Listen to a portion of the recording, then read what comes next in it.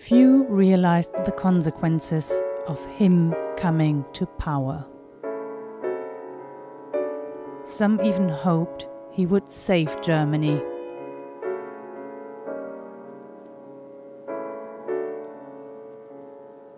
But we knew better.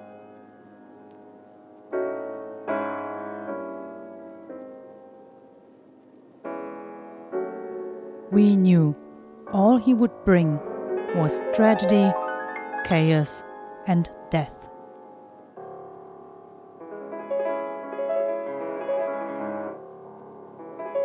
We knew we couldn't remain silent.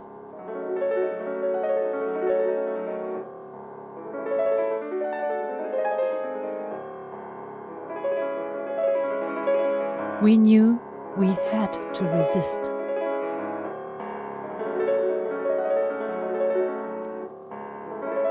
No matter the cost.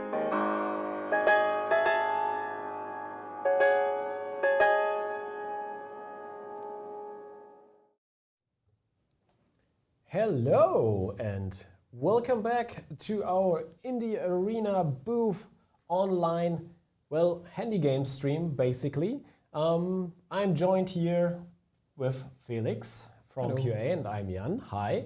And yeah, we will continue kind of where we left off yesterday with Paintbucket Games. They are the developer for Through the Darkest of Times, a studio from Berlin. And we have them right with us, so we switch our view. So now the audience can hear you. Hi, welcome. Maybe a quick introduction again. Maybe better as like it was yesterday. Who are you guys and what are you doing at Paintbucket Games? We start with Jörg. Okay, I'm Jörg. I'm a co-founder of Paintbucket Games and a game designer of Through the Darkest of Times. Yeah, I'm Sebastian. I'm the other co-founder of Paintbucket Games and the art director of Through the Darkest of Time. Wonderful. Okay, now we have that out of the way. We will play a lot today. Play a lot. We will have half an hour of gameplay that we will go through with you guys. We will talk about mechanics and some game design, and also in general the very heavy hitting and serious topic today. So don't expect us to be all jolly and whatever. So this is a serious topic that we will have right now. Also a bit upfront. Here and there. Yeah, you should be aware that it might be. It's not like that we will show like violent images, but the stuff that we are talking about might be, very, very hard to cope here and there because, history from World War II, that was not a very nice time. So just a little beware upfront. How is it called? Disclaimer. That's the word. Okay. Now, Felix. Yes. Start up the game. Hop right into it. Okay. I'm gonna just. Do you want to switch to the other? Oh view? yeah, correct. Go here. Wait. Yeah, it's fine. You have to press a button. Okay. All right. Can you see, guys? Yep. Very Yep. well. You can see it? All right. Then now we also need to make sure that the audience can see it too. So here we are in the main menu. I think you tuned down or toned down the music or anything a bit too hard. Okay, I think that's better. Now we can hear some atmosphere and some music. Okay. Now Felix, take over. Go ahead. Take it away.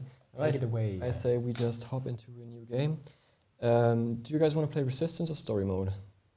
Any preferences on that? All good. All good? Okay, so I'm going to go for Story Mode because we're going to talk about all of that stuff again. So let's go a little easier here so we can really talk about all the different aspects of the game. First of all, the character creation. We touched on that a little bit yesterday, that you can play as a variety of different social standings. You can play as with different political views and different professions, right? Yes. Maybe just click on the die for a second to show some Just different cycling characters. through. So the way this works is the characters are generated. They come and they are generated by following certain pattern. So these people have different attributes, right? And some of the attributes you see, like you see the name and the age and the occupation and the political view of that person. So we have Alfred here, who is a locksmith and a social democrat. And then you can adjust the looks if you like the character itself. But you cannot completely create your own character. They're basically pre-created by the game. And there's a reason for this. Because something that we wanted to achieve is that people just try to play with a specific character and just try to take over that role and see how that person would live its life, and rather than create and min-max kind of your own character that would be the most successful in the game. Because some attributes you don't see here, and we don't tell you before you are in the game. So, for example, it can be that a person is Jewish, and which, in Germany in the 30s will become a problem eventually, but we don't tell you. So because it is not really. It shouldn't be important for you when you play that character, but it will become important for the story. Or it can also happen that the character has a family attached to him, or that he or she is a homosexual, and that this might tie in later in the story of the game. So there's some surprises as well given with the character. And not necessarily good surprises, right? So yeah, I mean, is tough here and there.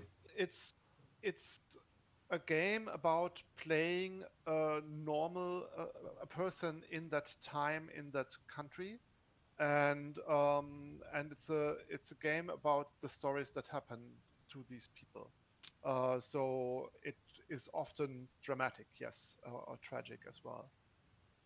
Yep. I think we go with Alfred for now. Might be that you need to adjust the volume again when we're in game. We can do that, yeah. But maybe after the first cutscene, so yeah. Don't. So what's happening now is the game creates its game world, and the game world for us is mainly is the different characters. So just like your main character, all the characters in the game that you meet, or at least the ones that can become your members or your supporters, they are created by the game. So the game is always a little bit different, depending on who is in there, who is in your group, or. Yeah. So we now had to skip a little the intro. Sorry, because the typewriter's sound was a bit loud, Jörg. Oh, but good. I think we still got you. So in the loading screen, basically the game world is being created with all the different variables going into each other, and different people, right? So there's always a different. So for each playthrough, you have a different pool of people that might become your supporters or your members of the group, and that will change the way the game goes. So you're starting right now. It's the night of Hitler becoming chancellor, and you meet with two friends in a bar, and you're discussing.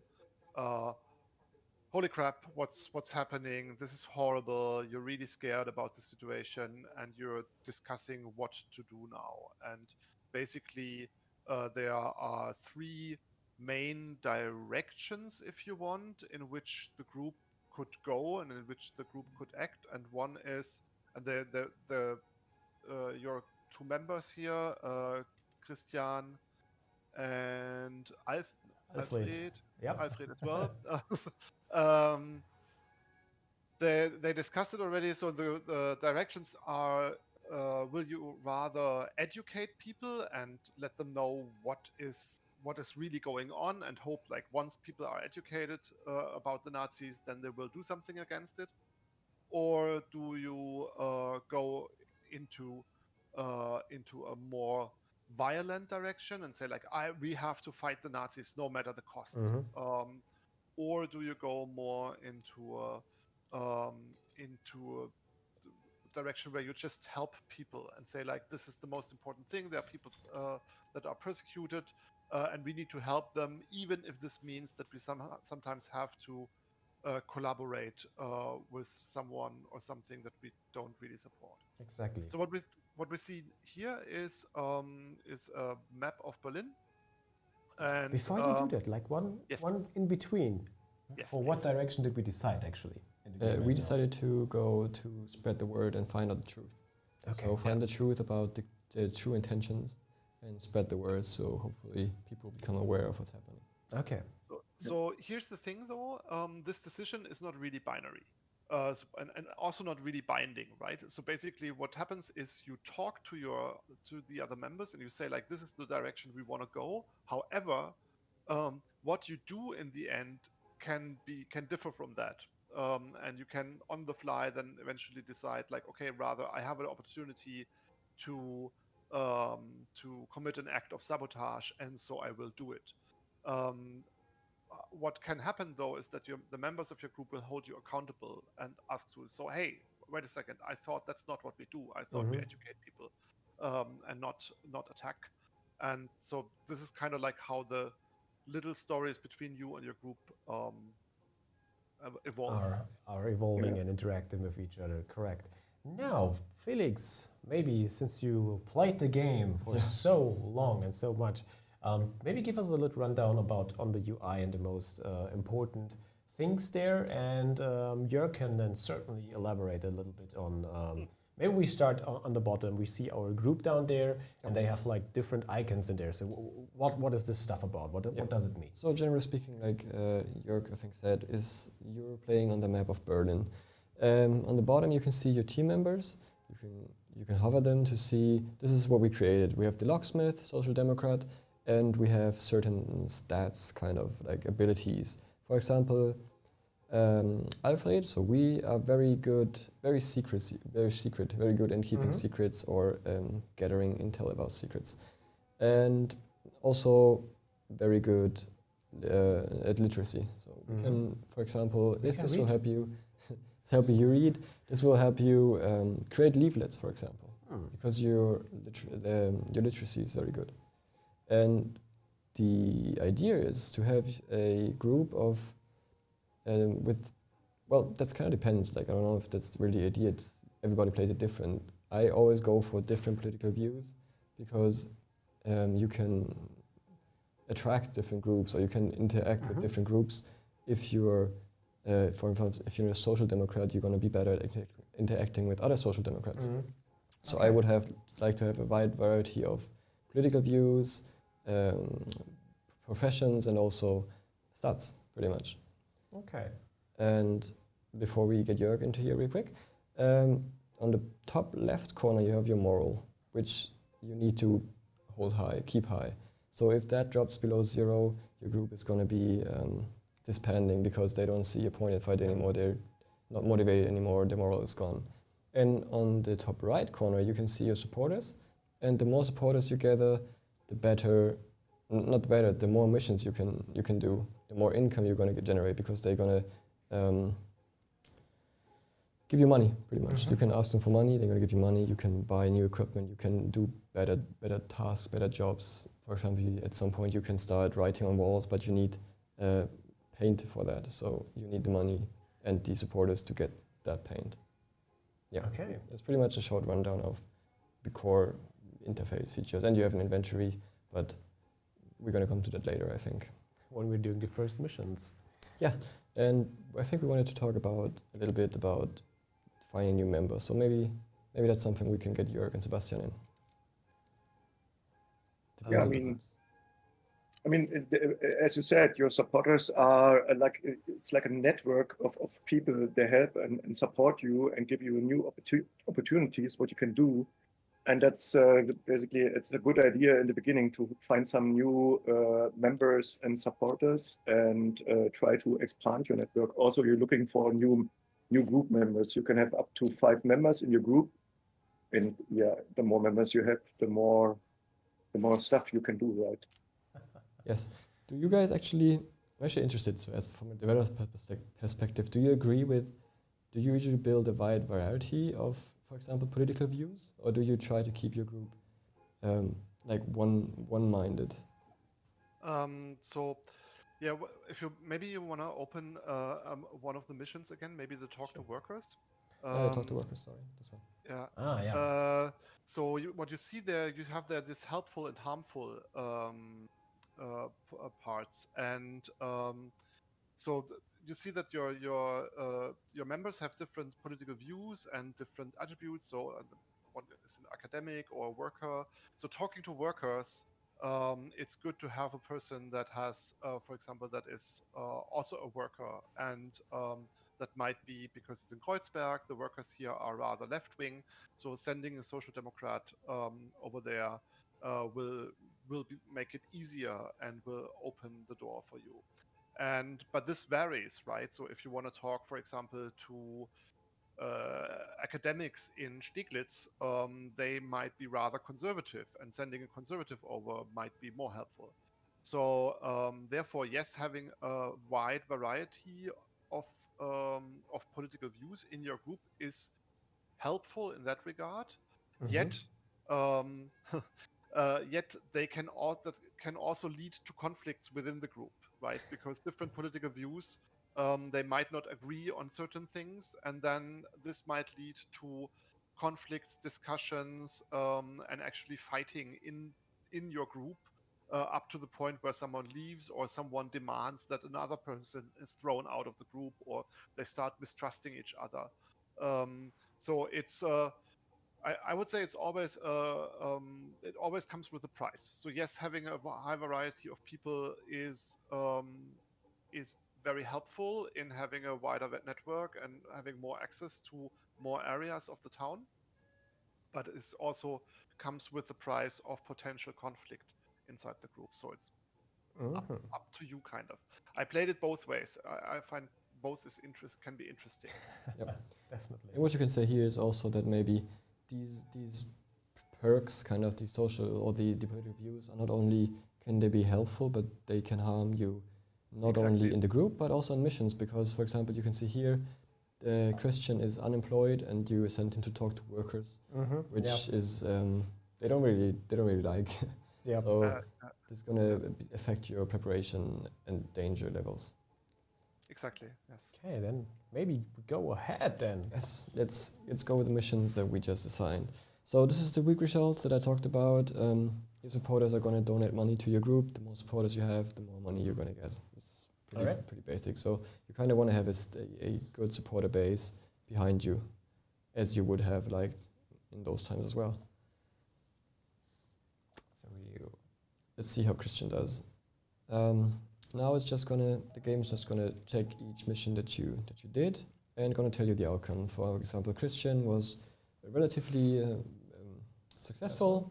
He gathered 5 new supporters while talking to the workers, which is totally fine for the first mission, I think. Yeah.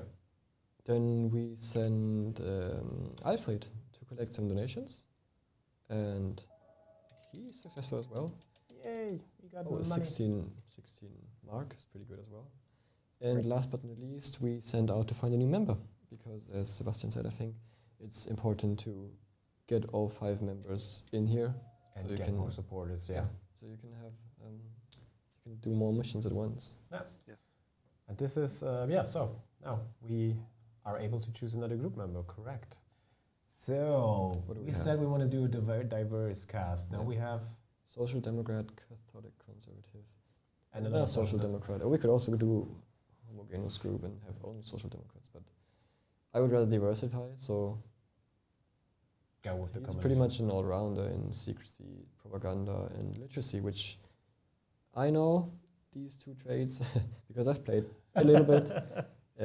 We need them later to, they're very good to print leaflets and to get the word out there. And as we wanted to spread the truth, I think he fits our purpose very well. Then go ahead. And I'm just realizing that since we're explaining all of the stuff, we're not playing a lot. But it changes on the instant after our very first missions that we were doing. We are now in the. I think this is one of the events, correct? Or is it? Yes. It's not a historical event. It's just It one is of the. a It historical is. No, It is. it's the first historical event. Yes. Okay. Yep. I might need to tone down the music a little bit again here. Yep. So we can understand you guys better. Yeah, I mean, we wanted to talk to the developers, so I think it's fine that we take it slow Sure. and explore different aspects of the game. So, yeah, can you tell us about these historical events? Yeah, so they are kind of narrative events in which you explore the world of, well, not Berlin in Nazi time from the eyes of your characters, because we felt like that you should the strategic part or the tactical part with the city map and so on that puts you away a little bit from what happens. And we wanted some parts of the game where you really feel like as if you are there, and as if you feel like what would you have done, right? And therefore we have these kind of these narrative events that your character experience, and we call them historical events. They are often tied to big historical events like the book burning or but not always. Like here, it's basically you are on your way home at night. You ride over Alexanderplatz, big place in Berlin, and you happen to run in a group of 3 guys in uniforms, SA guys, stormtroopers, and they are beating up an old man, and you are basically now in the you have the choice, like what would you do, right? So there's the situation, right? You just founded your own resistance group. You don't want to be caught. You don't want to draw attention. At the same time, and also these are 3 people. You're just one. Yet they are attacking this old man. What are you going to do? Will you help him, or will you just move on? We will help him. And if you try to help him, how will you do it? Will you try to talk them out of it? Will you try to threaten them somehow? Or will you go in fists blazing and try to beat them up? Right. That's pretty much what I can. So- That's pretty much what you talk about. Sorry, Sebastian. I can either attack them, call them down, or try to threaten them first, and perhaps they. Maybe we try to reason first. Reason first? Yeah, I'm gonna try to reason, and then Sebastian can keep. No, it's okay. I'm gonna try call him down. So, one way probably. I'm gonna continue talking because, as you could see, the old man was escaping while I got their attention. And now all we have to do is probably see that we don't get our butts handed to us. Yep. I'm gonna be like, this kind of fits to what we decided at the beginning. We wanna get the word out, and for that we cannot afford to get caught early or to draw attention too much. So I'm gonna agree with them for now. Have it like I think Jörg said before. And sometimes you have to compromise on things, and sometimes you have to be, well, yeah, I'm one of you guys. Let's just do your thing. Yeah. So you can in the background draw the strings. Yeah. And I'm gonna run because I think in the text they say that their breath smell and they might be a little slower than I am. Also, you have a bicycle. And I have a bicycle, yeah. If I can You make have it to a the bicycle, bicycle, I'm you probably can fine. Yeah. I always like to select, I will never get used to these things like this. Yes. Okay. So that's pretty much how 1 week can go in this game. Like, you do your missions, you get new members, you also might lose members, missions might fail, members might get caught, arrested, jailed, I think even killed in the later stages. Oh yeah. So there is, in the beginning, it's not the consequences aren't that harsh, but the further you get, the harsher the consequences can be for your members, and you can really lose your whole group if you don't act carefully. And the whole situation is getting more dire, right? I mean, you see that all developing with all the different newspaper articles here. Like, those are also I think pretty much inspired by like real newspaper, and some of the headlines are like straight up one-to-one as they were in the Times, right? I mean, yeah. So it basically communicates to you what happened in that week, but in a way. So what we don't want to do, we don't want to choose exactly the wording how the Nazi newspapers describe the situation, you know, because that would be just like Nazi propaganda. So it's more in a way that it's real, but it's more in a way that you understand. Okay, what happens in that week. The events are real, but the texts are modified. Because and also later on the newspapers, the German newspapers weren't allowed to write freely. So later you have like foreign newspapers or even resistance newspapers that basically bring you the headlines, because these are there more to inform the player than to show actual news of the time. Okay. Yeah, and because we talked about this yesterday, if you guys listened yesterday already, this is the huge protest that I think Jörg talked about. Yeah, with, this is basically referring to a huge protest that happened in February 8, I believe, in Berlin Lustgarten. So after Hitler was elected, there was a huge demonstration, a huge protest march in Berlin Lustgarten with 200,000 people protesting against the new regime. And you and your group can join it and can go there and basically openly protest against the regime, because that was still possible in the beginning. Kind of want to do this. I want to see the outcome. Big result. Yeah. The big result. I'm gonna fill my group to 5 guys. Yeah. I hope this works because the preparation was kinda meh. But you give him a bicycle to make his job easier. Yes. Let's have a look with your mic. It's not really picking up. I can't just hold it.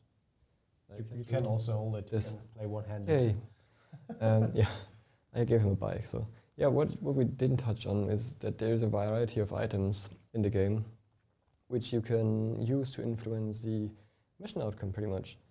Which means, for example, if bicycles might help people escape in dire situations, or you can give them more money to buy more stuff even. Yeah. And stuff like that. And there's even more items later on in the game that you can use wisely, because if you use them and they have to be used in the context of the mission, they're gone mostly. Yeah.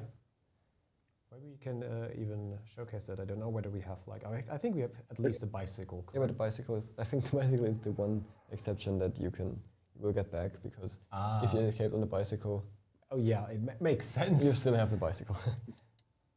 Yeah, so this is it's even in the text written that we joined the 300,000 protesters and get in talk with some of them and can win some for our own good here. Yeah, and I think this also gave us a huge boost in support, is right? Yep. Okay. Well, time is really flying. I mean, we will go a little bit overboard. It's all right. We do not have like a stream directly going a little on. more time. We have a little bit of break time in between, so it's all good. We can go for a bit longer. What we can do is maybe talk a little bit about the consequences. Oh yeah. Go a little more in depth about what can happen. Like, there's bigger missions later on. Yeah. Maybe one example would be with the guy that we just saved. Yes, the guy that we saved. But the guy we saved, there is one outcome to this mission. I'm not going to spoil which one it is. But if you go a certain path through this event, you will be able to get in touch with the guy on the ground, and you will eventually discover that he can help you and give you stuff that does help your team in the later stages of the game, right? Would be with the contacts tab on the right, for example. Yeah, that's exactly that's right. There's exactly. Sometimes you meet people in these narrative missions, sometimes in the other missions, and then they go into your book of contacts, and they are basically special supporters, you can say, named supporters if you want, that do you or your group certain favors over the last of the game. You can also then have them in later chapters, because that's maybe something important. The game is separated in chapters. So you play like this, you play for 20 weeks. So now this would be until summer, July 1933, and then you jump forward in time to a new chapter to 1936. That is during the Olympics, and then the third chapter is during the war, a little bit after the beginning of the war, when Germany is still winning, and the last chapter is then the 1945, just before Germany loses the war and the troops come to Berlin. But it's very hard to survive until the very end with your group, or to persist with your group until the very end. Yeah. Especially in the resistance mode, and we are playing the story mode right now. Yep. Yeah. I don't know how quickly. I mean, we shouldn't just rush through it, but can we make it to the end of the chapter? It would be pretty hard, right? No. No. Okay. No way. That's not possible. What we can show here real quick is what I touched on earlier is if you assign more members, you can see the gains here, which is an estimate of how much you will get out of the mission. Yeah. And if you put more people in there and more funds, you can get more out of these missions, which is also nice to know in case you have more risky missions. It's maybe wise to put more members and more funds into it and only risk it once, instead of having to do the mission several times to get the required amount of items. Yeah. We won't make it to the end of the chapter. That's no way that. And through the livestock ones is probably one of the historical events. Which date is it again, guys? If we go two turns forward. So if we go this next one and then the next one, basically we can rush a little bit. Then we can see. Now we got one. Well, that's actually a good talking point as well, I think. Yeah. This is a so-called personal event. This does not always happen. This happens depending on who you play.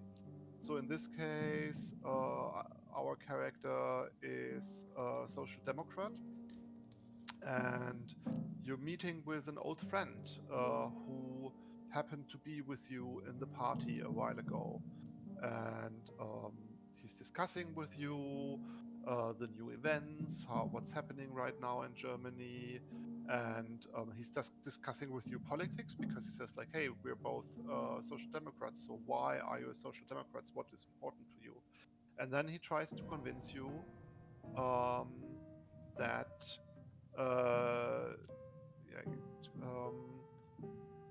actually Hitler does exactly what you wanted as a social democrat, and you try to argue against it and say like, no, that's not true, and there's different there are entirely different values. So basically what turns out is that your friend, who once was a good friend of you and who once shared the same political views than your character, has now become a Nazi.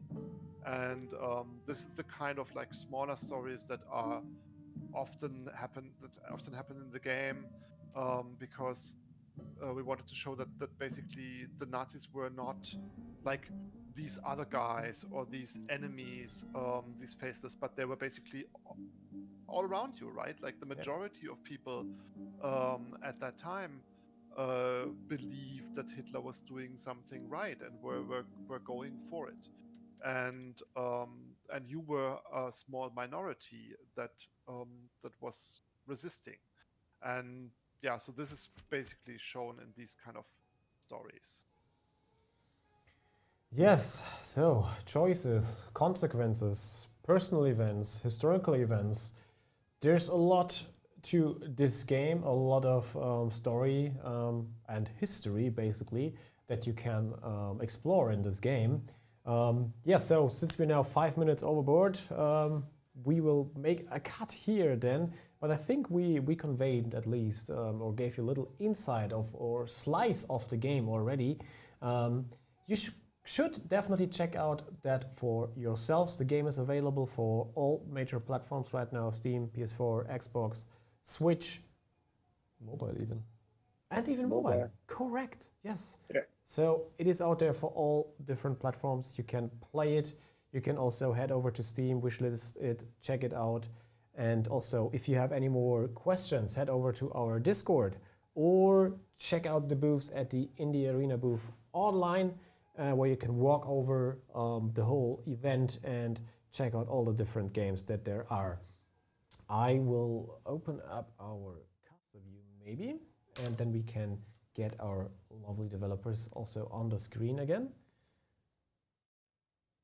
Here we are. So, guys, thank you again for being here with us, giving us and talking hard. After I was so glued to the screen when you were playing, and we were, you know, exploring all the events and all of what is behind this game, that I now completely forgot how to talk. So, thank you for being here with us. Thank you for giving deep insights into the game, the development of the game. So, also you two enjoy the rest of the event, and hopefully you also have a nice weekend then. And yeah, we will see us probably sometime again. So thanks you two. Hope so. Yeah, thank very you. much. Yeah. Bye. Yep. All right.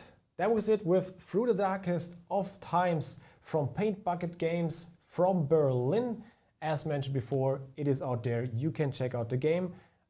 Felix will leave me now, and I will exchange him with Anna, and we are going to play some Chicken Police up next. So stay tuned, and we will be back in a few minutes. Bye bye. See you. Thank you for watching.